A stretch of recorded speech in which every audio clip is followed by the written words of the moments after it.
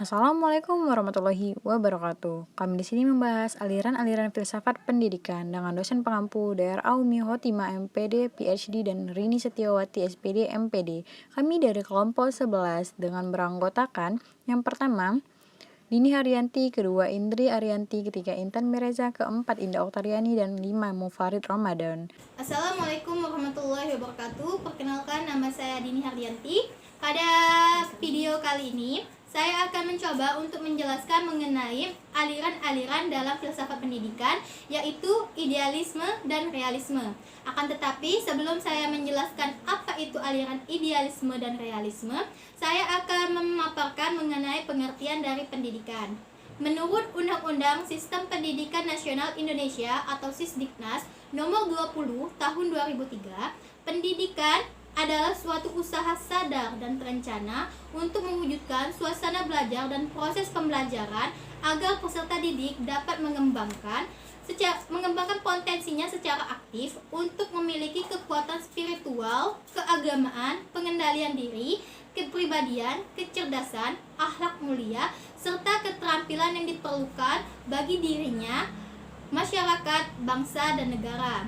Di dalam matriks yang telah kelompok kami selesaikan, setidaknya ada 9 macam aliran pendidikan di dalam filsafat pendidikan itu. Di sini saya akan mencoba menjelaskan mengenai aliran filsafat idealisme dan realisme. Aliran filsafat idealisme merupakan salah satu aliran di dalam filsafat pendidikan yang dicetuskan atau dipelopori oleh Plato, di mana idealis adalah aliran filsafat yang memandang bahwa kenyataan atau realita yang ada di dalam kehidupan alam ini bukanlah yang bersifat hakiki, melainkan hanya gambaran dari dalam jiwa, spirit manusia.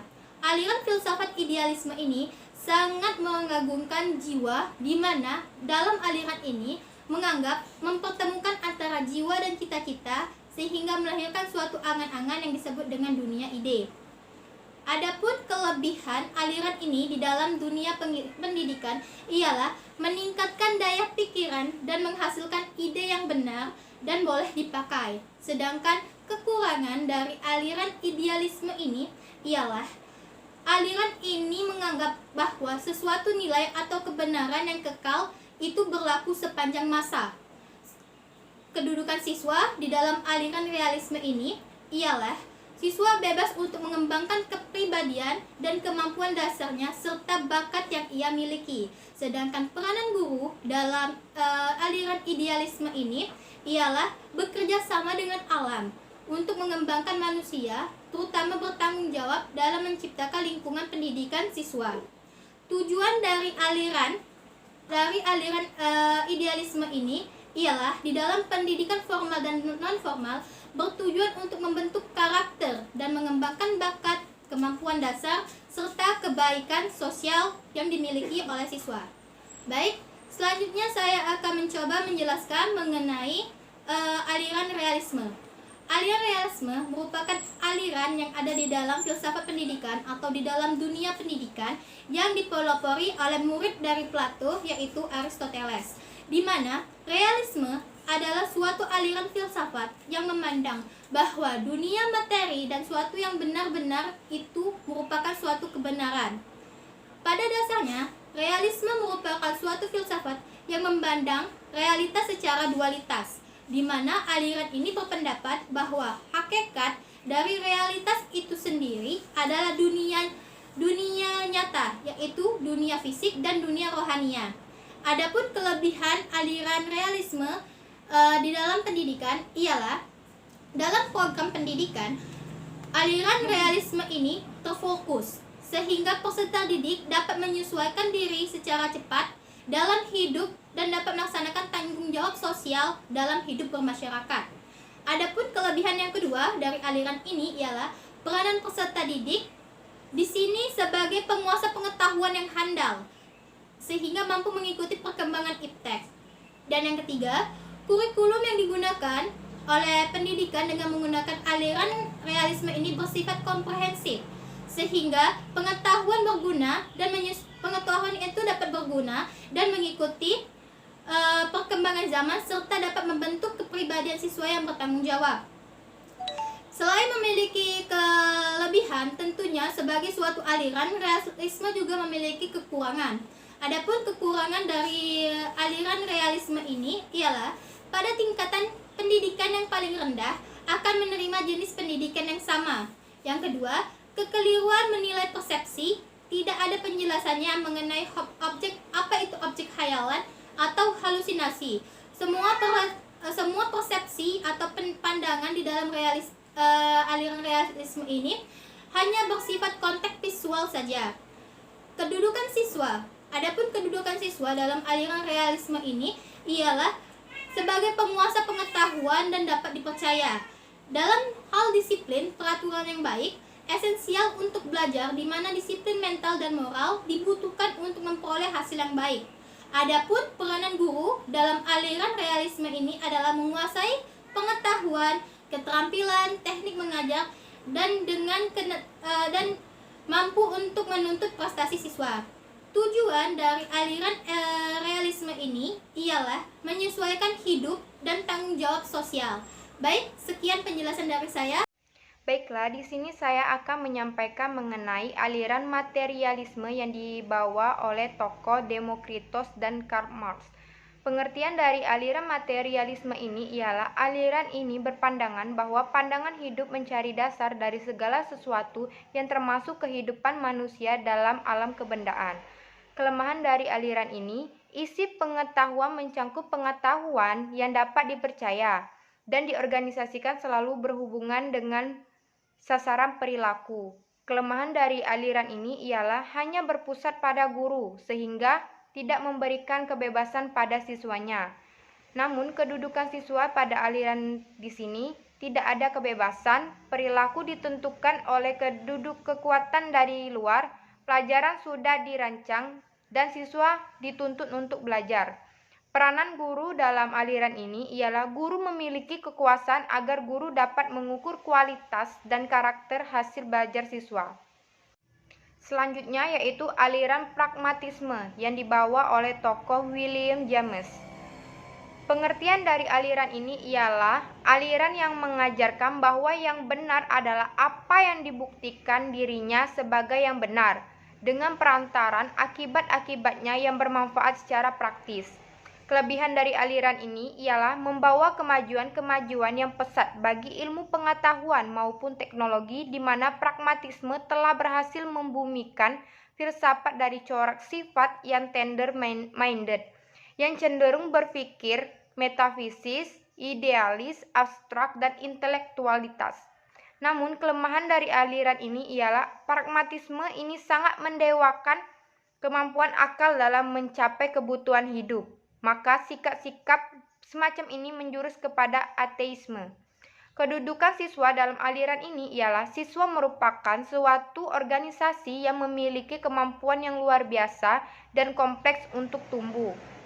Peranan guru di dalam aliran ini ialah guru berperan untuk mengawasi dan membimbing pengalaman belajar siswa tanpa mengganggu minat dan kebutuhan. Baik, di sini saya akan menjelaskan mengenai filsafat progresivisme. Filsafat progresivisme ini sendiri tokohnya adalah John Dewey. Beliau mengatakan bahwa progresivisme adalah gerakan pendidikan yang mengutamakan penyelenggaraan pendidikan di sekolah pada anak-anak sebagai reaksi terhadap pelaksanaan pendidikan yang berpusat pada guru atau bahan pembelajaran. Untuk kelebihan dari aliran filsafat progresivisme ini sendiri adalah pertama, 1. Nilai-nilai yang dianut bersifat fleksibel terhadap perubahan. 2. Toleran dan terbuka sehingga menuntut peserta didik untuk selalu maju, bertindak secara konstruktif, inovatif, normatif, aktif, serta dinamis. Yang ketiga, peserta didik diberikan kebebasan fisik maupun berpikir guna mengembangkan bakat, kreativitas, dan kemampuannya yang terpendam dalam dirinya tanpa ada hambatan atau rintangan yang dibuat oleh orang lain. Dan kelebihan yang keempat, menjadikan anak didik memiliki kualitas dan terus maju sebagai generasi yang akan menjawab peradaban dunia ke depannya. Selanjutnya, jika tadi kelebihan, maka kekurangan dari aliran ini antara lain adalah progresivisme terlampau menekankan pada pendidikan individu. Yang kedua, kelas sekolah progresif terlalu dibuat-buat dan seolah tidak wajar. Dan yang ketiga, bergantung pada minat dan spontanitas peserta didik. Dan yang keempat, siswa merencanakan sesuatu sendiri dan mereka sering tidak bertanggung jawab terhadap hasil dari tugas-tugas yang mereka kerjakan. Nah, untuk implementasinya, untuk peserta didik ditempatkan pada posisi sentral dalam melakukan pembelajaran. Untuk guru, yakni sebagai fasilitator, pembimbing, dan pengarah siswa. Terima kasih. Di sini saya akan melanjutkan mengenai pengertian filsafat eksistensialisme, di mana tokohnya adalah Søren Kierkegaard. Menurut Søren Kierkegaard, bahwa eksistensialisme adalah aliran filsafat yang berpendapat bahwa manusia sadar terhadap keberadaannya sendiri, sehingga setiap manusia bebas dalam bertindak, menciptakan, dan memilih secara bertanggung jawab. Untuk kelebihan dari filsafat eksistensialisme ini sendiri adalah satu, menekankan pada individu untuk menjadi sumber pengetahuan tentang hidup serta memberikan semangat dalam pendidikan.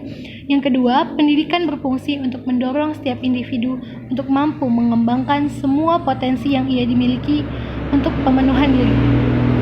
Dan untuk kekurangan aliran ini antara lain, pertama adalah aliran ini sangat tidak puas dengan filsafat tradisional yang bersifat dangkal dan akademis, sehingga aliran ini menekankan pada setiap individu yang bertanggung jawab atas kemauannya tanpa mengetahui mana yang benar dan mana yang salah. Dan kekurangan yang kedua adalah mengutamakan individualitas diri, sehingga dapat menyebabkan peserta didik acuh tak acuh terhadap lingkungan sekitarnya. Untuk implementasinya bisa dilihat bahwa peserta didik merupakan makhluk rasional dengan pilihan bebas dan bertanggung jawab atas pilihannya pada suatu komitmen terhadap pemenuhan tujuan pribadi. Untuk guru, yakni melindungi dan memelihara kebebasan akademik, di mana mungkin guru pada hari ini akan tetapi besok atau lusa menjadi seorang murid kembali. Terima kasih. Oke, baiklah. Di sini saya akan melanjutkan presentasi sebelumnya. Saya di sini membahas tentang perennialisme dan esensialisme. Pertama, perennialisme. Aliran ini lahir pada abad ke-20. Perennialisme lahir dari suatu reaksi terhadap pendidikan progresif. Perennialisme menentang pandangan progresivisme yang menekankan pada perubahan dari sesuatu yang baru. Aliran ini memandang situasi dunia saat ini penuh dengan kekacauan, ketidakpastian, terutama dalam kehidupan moral, intelektual, dan sosiokultural. Maka dari itu, menurut aliran ini, dalam pendidikan perlu digunakan kembali nilai-nilai atau prinsip umum yang telah menjadi pandangan hidup yang kukuh. Adapun kelebihan dari aliran ini antara lain, pertama, perennialisme mengangkat kembali nilai-nilai atau prinsip-prinsip umum yang menjadi pandangan hidup yang kokoh pada zaman kuno dan abad pertengahan. Kedua, kurikulum menekankan pada perkembangan intelektual siswa pada seni dan sains.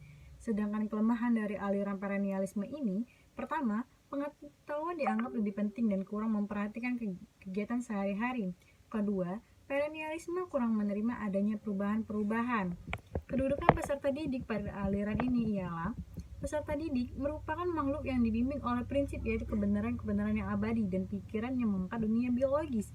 Sedangkan guru mempunyai peranan dominan dalam penyelenggaraan kegiatan belajar mengajar di dalam kelas. Tujuan dari aliran perennialisme ini ialah memastikan bahwa para siswa memperoleh pengetahuan tentang prinsip-prinsip atau gagasan-gagasan besar yang tidak berubah. Kurikulum yang digunakan dalam perennialisme ini adalah kurikulum yang menekankan pada pertumbuhan intelektual siswa pada seni dan sains. Dan metode yang digunakan oleh aliran ini adalah metode membaca dan berdiskusi. Selanjutnya, esensialisme. Esensialisme ini adalah John Friedrich Herbert. Aliran ini memandang bahwa pendidikan yang bertumpu harus berpijak pada nilai-nilai yang memiliki kejelasan dan tahan lama. Atau dengan kata lain, aliran ini menginginkan agar manusia kembali pada kebudayaan lama. Adapun kelebihan dari aliran ini antara lain, pertama, bahan pelajaran dapat disampaikan secara logis, sistematis, dan berkesinambungan karena menggunakan subject matter. Kedua, esensialisme berpendapat bahwa perubahan merupakan sesuatu kenyataan yang tidak dapat diubah dalam kehidupan sosial. Sedangkan kelemahan dari aliran esensialisme ini antara lain, sekolah tidak boleh mempengaruhi dan menetapkan kebijakan sosial. Hal ini mengakibatkan adanya orientasi yang terikat pada tradisi pada pendidikan sekolah yang akan mengindoktrinasikan siswa dan menyampingkan kemungkinan perubahan. Kedua, para pemikir aliran esensialisme pada umum tidak memiliki kesatuan garis karena mereka berpedoman pada sifat filsafat yang berbeda. Ketiga, peranan guru sangat dominan sebagai seorang yang menguasai lapangan atau modal yang baik untuk ditiru. Kedudukan siswa pada aliran ini ialah siswa dituntut untuk belajar dan bukan untuk mengatur pelajaran, di mana definisi belajar pada aliran ini adalah berarti menerima dengan mengenal dengan sungguh-sungguh nilai-nilai sosial oleh angkatan guru yang timbul untuk ditambah dan dikurangi serta diteruskan kepada angkatan berikutnya. Sedangkan guru berperan aktif dalam pembelajaran di mana guru sebagai mediator harus menjadi jembatan antara dunia masyarakat dengan dunia anak. Dalam hal ini peserta didik. Aliran esensialisme ini bertujuan untuk menyampaikan warisan budaya dan sejarah melalui inti pengetahuan yang telah terhimpun. Dasar bertahan sepanjang waktu untuk diketahui semua orang. Kurikulum yang digunakan pada aliran ini adalah kurikulum berpusat pada mata pelajaran yang mencakup mata pelajaran yang pokok dan metode yang digunakan adalah teacher center, metode tradisional, dan metode latihan mental. Oke, selanjutnya kembali ke moderator atau kembali lagi ke penyampaian sebelumnya. Terima kasih. Modernisme berkeyakinan bahwa penyelamatan dunia merupakan tugas umat manusia. Oleh karena itu, pengembangan baik intelektual maupun spiritual yang sehat akan membina kembali manusia kepada pendidikan yang tepat pula, baik nilai maupun norma yang baik yang sekarang maupun yang akan datang. Untuk kelebihannya sendiri, yang pertama, membangkitkan kesadaran siswa tentang sosial, politik, maupun ekonomi, yang mana diajarkan juga bagaimana cara mengatasinya. Yang kedua, yaitu tentang kurikulum, yang mana mata pelajarannya berorientasi kepada kebutuhan masyarakat sekarang. Yang ketiga, aliran ini lebih mengembangkan kepada pengalaman siswa sendiri. Untuk kurangnya terlalu menitik beratkan kepada sekolah sehingga membebani sekolah. Yang kedua, pengajarannya secara makro sehingga seharusnya pendidikan itu mengembangkan karakter individu itu sendiri. Yang ketiga, teorinya terlalu teoritik sehingga penerapannya kepada realistik kurang. Daftar pustaka bisa dibaca sendiri. Terima kasih. Wassalamualaikum warahmatullahi wabarakatuh.